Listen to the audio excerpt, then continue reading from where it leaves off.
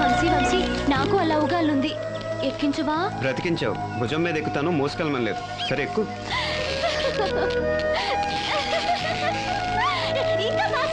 ఇంకానా? సరే.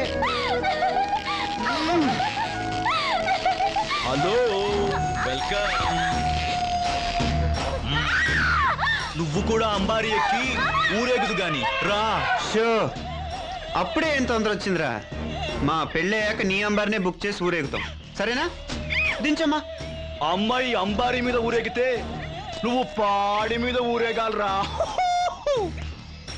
రేయ్, ఎత్తండ్రా.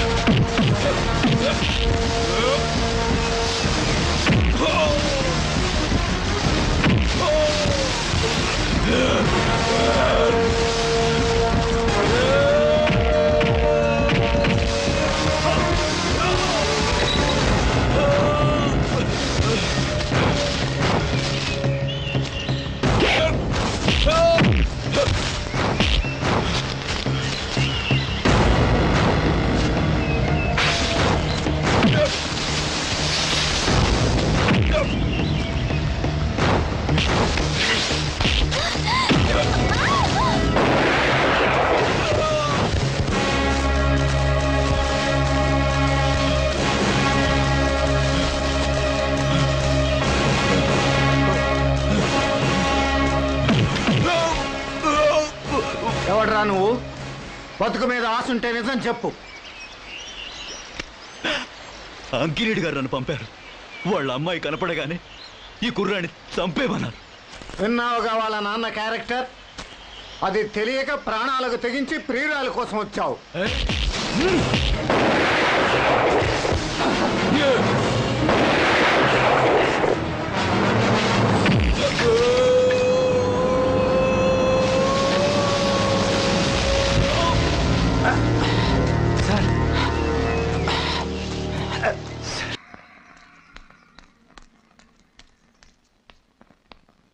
ఏంటి వంశీ, అర్జెంటుగా రమ్మని ఫోన్ చేశావు? ఎందుకని? ఏంట్రా ఆ దెబ్బలేంటి? ఏమైందిరా? అవన్నీ తర్వాత చెప్తాను, నువ్వు రామా.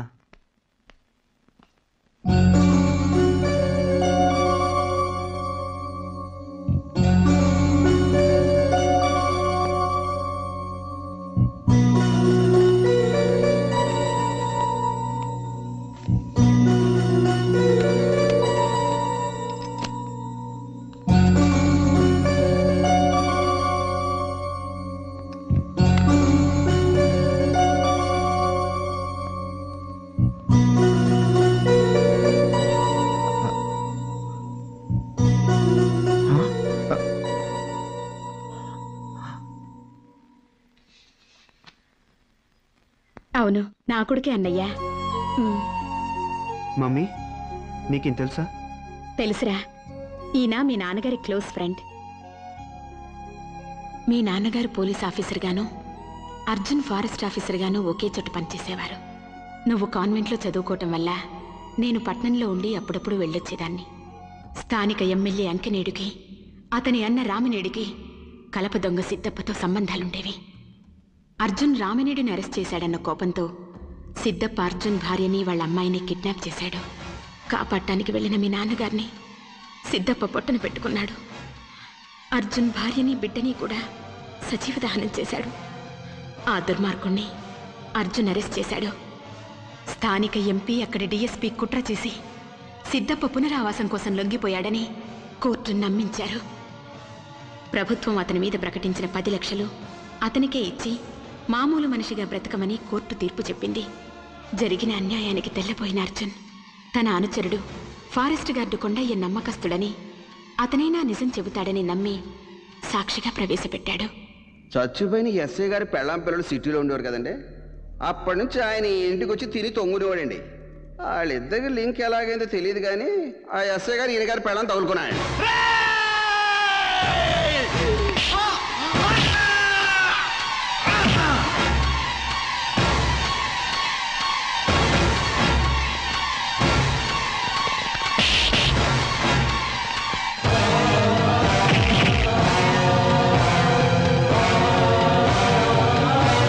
ఇప్పుడు మీ కళ్ళ ముందున్న నేను హంతకుణ్ణి. నాకు పునరావాసం కావాలి, ఇప్పిస్తారా? వేళ్ళ 4 తన్ని పారిపోయి అడవిలోకి వెళ్ళి నాకు నచ్చిన యూనిఫామ్ వేసుకుని ఆ డిఎస్పీని, ఎమ్మెల్యేని, ఎంపీని కాల్చి చంపి మీ ఇంటికి వచ్చి మీ కాళ్ళ దగ్గర తుపాకీ పెట్టి లొంగిపోతాను. నాకు శిక్ష లేకుండా చేస్తారా?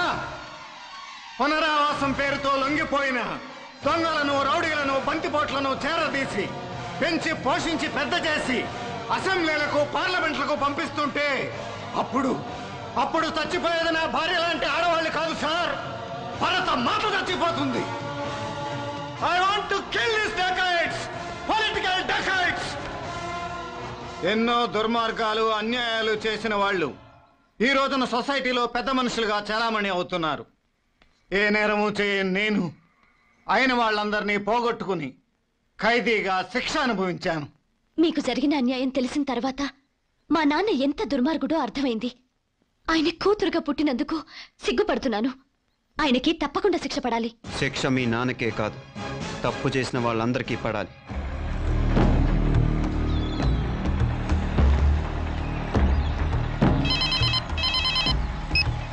హలో, నేను అంకినేడిని. మన స్పెషల్ సరుకుతో ఉన్న ట్రాలర్ ఎక్కడ కనిపించడం లేదు. ఏమైంది? ఎంత దూరంలో ఉంది? మీ ఒడ్డుకు 2 మైళ్ళ దూరంలో ఉన్నాం సార్. హాఫ్ అన్ అవర్లో అక్కడ చేరుకుంటాం. Alright sir. లిసన్ సార్, ఆయుధాలతో ఉన్న మన ట్రాలర్ కాసేపట్లో వస్తుంది. వాటిని మన స్థావరానికి చేర్చడానికి వ్యాన్స్ ఏర్పాటు చేయండి. Okay sir. Come on fast.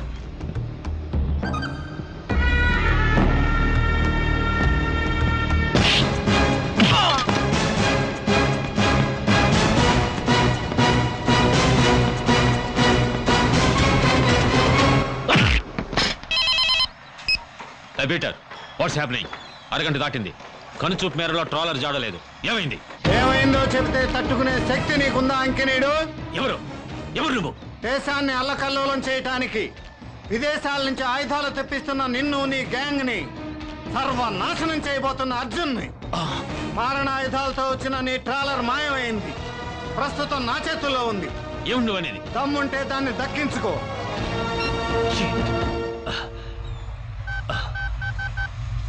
Hello, Phanibhushan రావు, అర్జెంటుగా మన వాళ్ళందరినీ తీసుకుని నా ఇంటికి రా.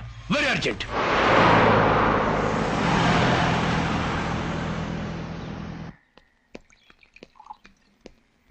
అరే రే రే రే, ఏంటండి ఇది? ట్రాలర్ కనపడకుండా పోయినందుకే ఇంత కంగారా? ఆ బొర తక్కువ పనులంటే కాదు. అరే పిచ్చేశ్వరరావు ఒకడు ఉన్నాడు, ఆడు పోలీస్ డిపార్ట్మెంట్ లో పనిచేస్తున్నాడు. సెల్లు కొడితే చాలు గంట మోగిన స్పీడ్ లో తుపాకు పట్టుకుని వచ్చేస్తానని తెలుసు కదా. మరి అర్జునుడు గారు కనపడగానే ఓ ఫోన్ కొడితే పోలా? అది కాదురా తమ్ముడు, వాడు కనిపించిన వెంటనే సంపెడసాల్సింది. No, we are all underestimating him. వాడు చాలా తెలివైన వాడు. నా శిల్పని